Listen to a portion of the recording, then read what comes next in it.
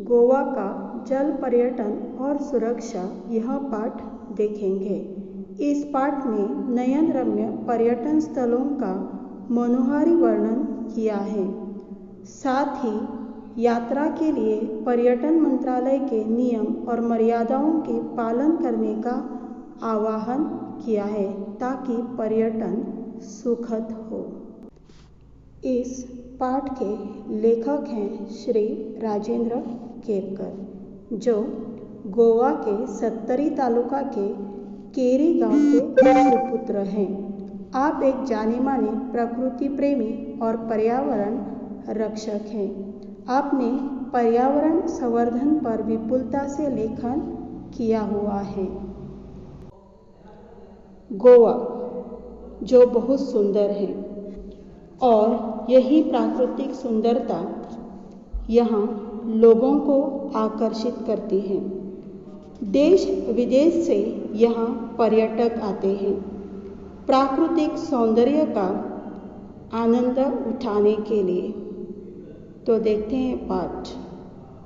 गोवा सह्याद्री की गोद में बसा हुआ है।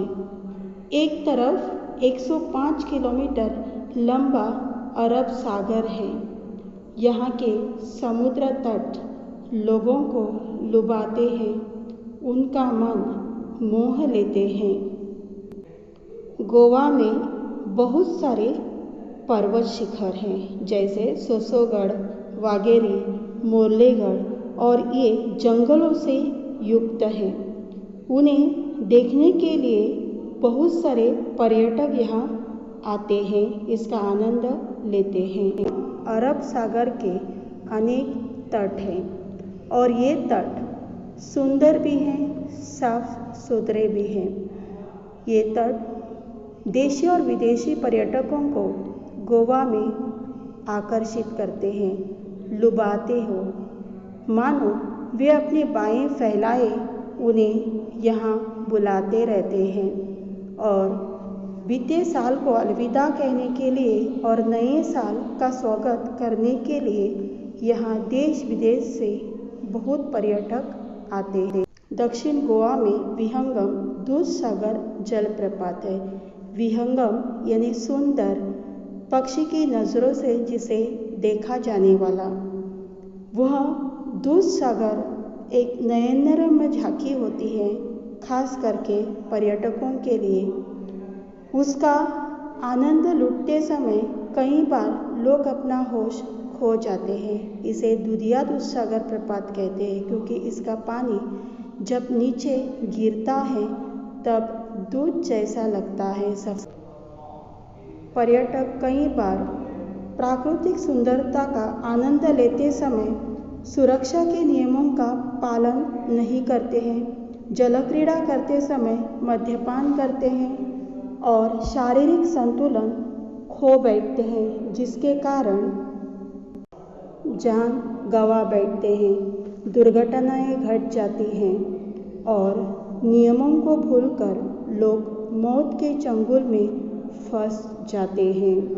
यह कहीं न कहीं रोकना जरूरी है। दूधसागर के अलावा यहाँ सावरी, मैनापी, ये नेत्रावली अभयारण्य में प्रपात है। उसी प्रकार धारबांदोड़ा में सुरला के नज़दीक वज्रा सखला प्रपात है।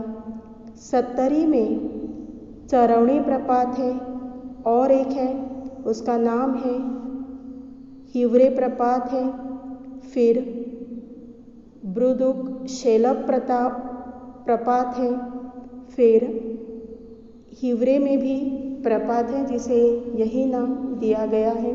साट्रे गांव में साट्रे प्रपात है। इस प्रकार अभयारण्य में कई प्रपात है और सह्याद्री की पर्वत श्रृंखला में बरसात के दिनों में ये गांवों में प्रपात दिखाई देते हैं और उनकी सुंदरता सभी और परिचित है।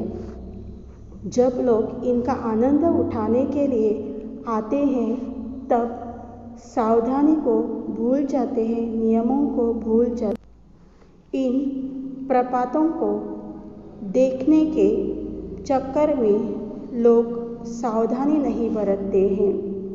हमारे यहाँ के ये प्रपात पर्यटकों को आकर्षित करते हैं। उसी प्रकार यहाँ के सागर तट पर बहुत सारे पर्यटक आते हैं। उन्हें यहाँ का कोई अंदाज़ा नहीं होता है। कई लोगों को तैरना नहीं आता है। वे किसी की बात सुनते नहीं हैं और तैरना चाहते हैं, जिसके कारण कई दुर्घटनाएं घट जाती हैं। कई लोगों को अपनी जान गंवानी पड़ती है। कुछ लोग तो शराब के नशे में चूर होकर पानी में चले जाते हैं।